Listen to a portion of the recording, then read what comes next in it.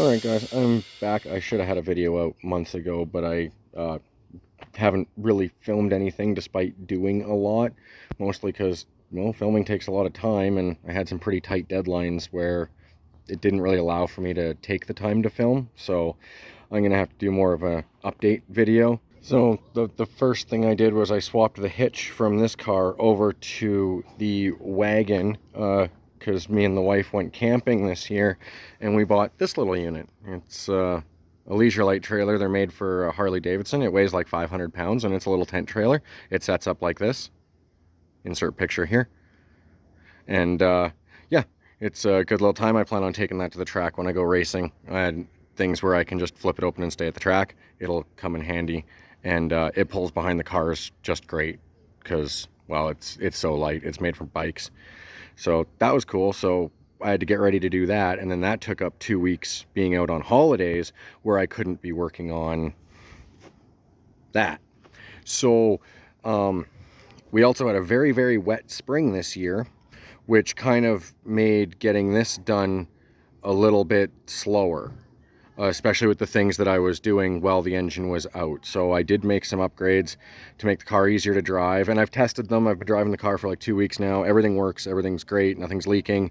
It's strong, healthy.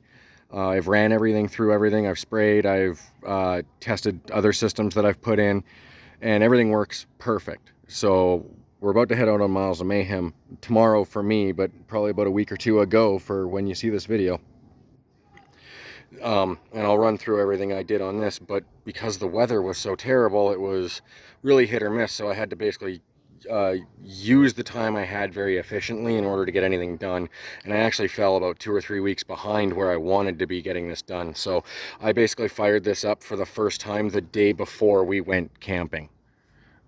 So I was gone for 2 weeks, and then I've been testing it for the last 3 weeks since we've been back from that. So that kind of took up a bunch of time. So while the car was, while the motor was out, and in the last video I sleeved another block. I didn't end up using that block. I ended up honing another one 20 over and just put in a set of 20 over pistons on stock rods and stuff just to, I don't know, I just didn't want a chance dropping another one, even though I know those ones worked. I'll test that block later.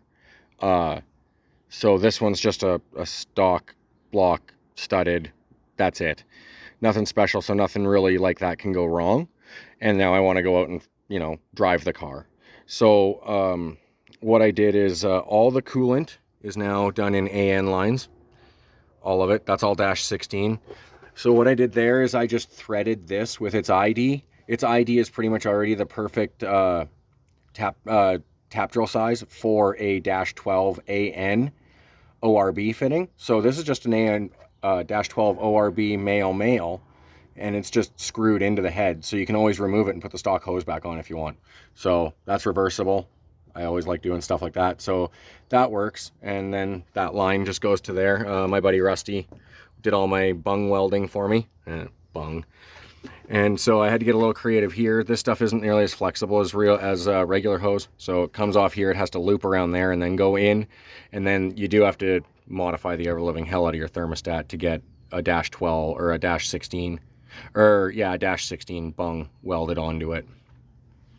So there's that. And then this is a -16 coming off of there, just with a hose clamp down to a fitting. Down to there, and then it comes down to a -12, and the -12 runs around back to the heater core. I did keep the heater core.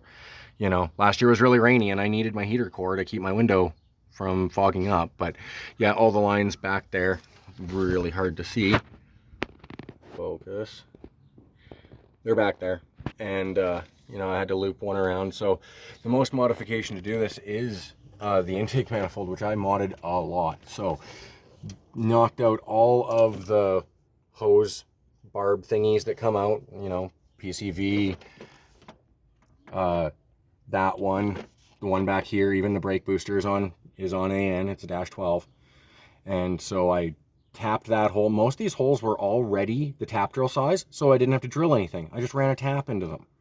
So I just ran a tap into here for, I don't remember.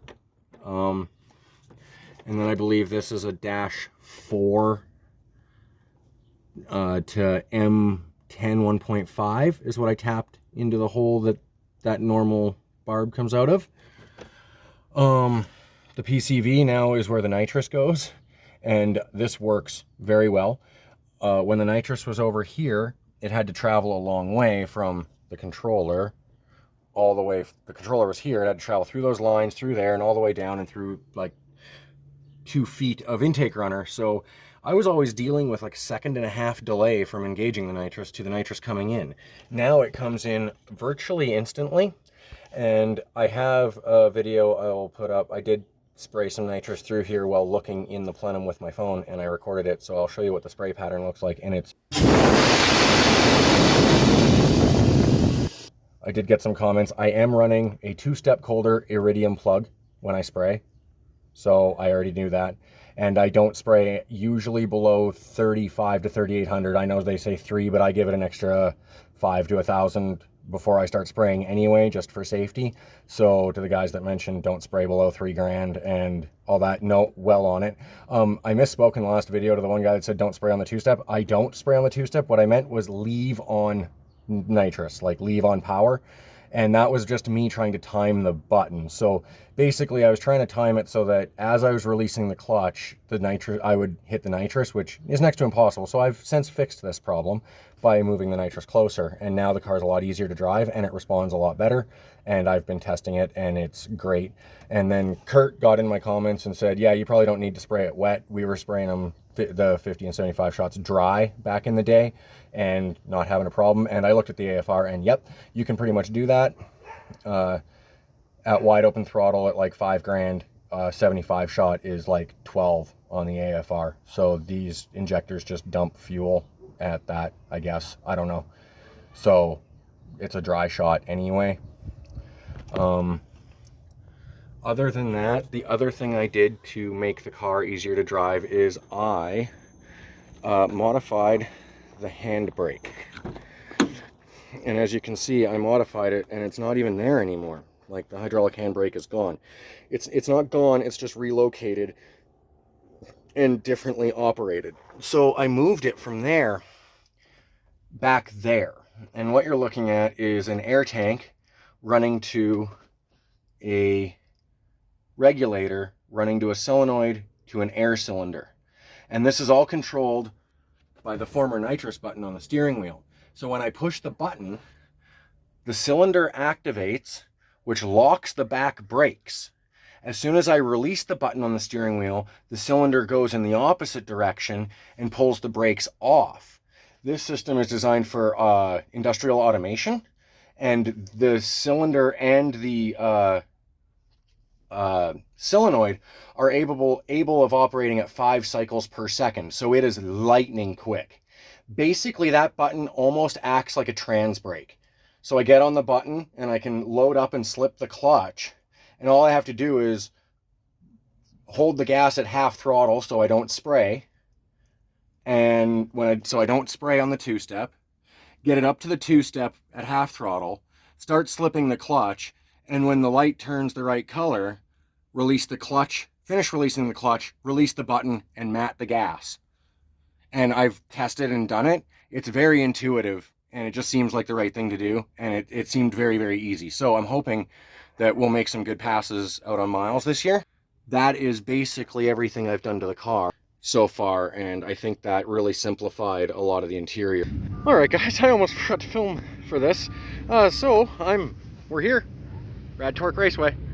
So we're starting Miles of Mayhem here in Edmonton, which is a little bit unnerving because this is the last time the car was here, it broke. So hopefully that's not going to happen this time. So we're all set up, we're in race spec, we got our stickers on, we're good to go. All right, guys, it's now day 2 of Miles of Mayhem.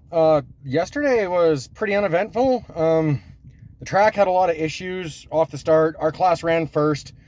I sat in the staging lanes for over 2 hours. I got pushed back out of the water box because the guy ahead of me threw parts all over the track. We had 3 oil downs. The timing system was screwing up. And it was getting real hot. So we all made one pass. I made one naturally aspirated. It dove down. It just bogged. But it didn't stall, so that's okay. But we didn't get to make another pass. And it was just too hot, and every time I tried to film, everything shut down and we were standing and waiting. So by the time it came to the point where I was able to actually get up there and make a pass, I didn't have enough time to get anything set up to actually film it. And then today in Rimbey, it rained. There was a storm last night and it rained a lot. And the pits are mud soup, and we tried to run cars. We ran about 15 of the A-class cars, and it didn't go well. They were trying to pressure wash off the tires and clean everything, but it took like an hour to run 15 cars. And at that rate, our class was going to go last today. So we probably wouldn't have even been able to make more than one pass anyway before 4 o'clock at the rate we were going. So they just called it, and we got our sheets and we're off to the hat. So kind of like last year, Rimbey's a bust. It was a bust the year before. It just rains here a lot, I guess. So I don't know. Either way, we're off to the hat, and that's day 2 done, other than the drive. I lost a transmission mount bolt, so I replaced that. Other than that, we're pretty event-free so far. But again, we've made one pass and not even on spray, so we really haven't done much.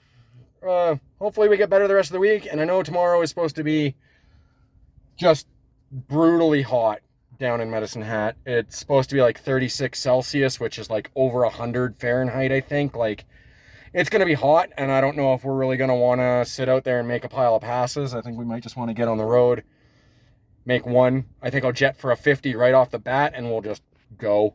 We tested the button and everything. It works.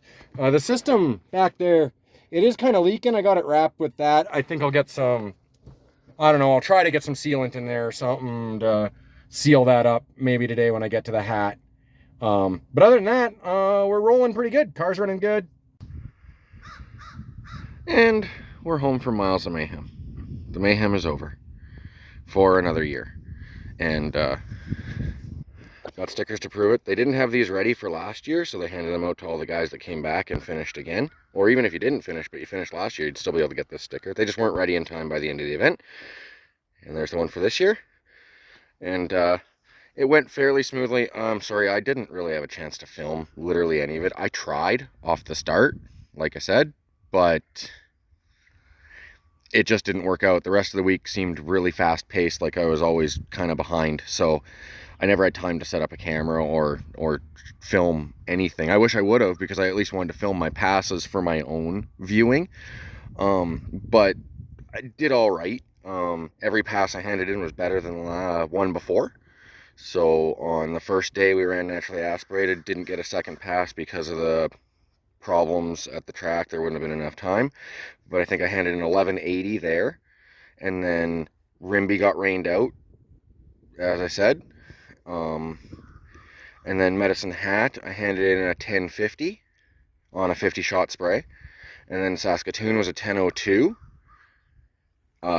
with a 50 shot spray. And then Forestburg was a 990.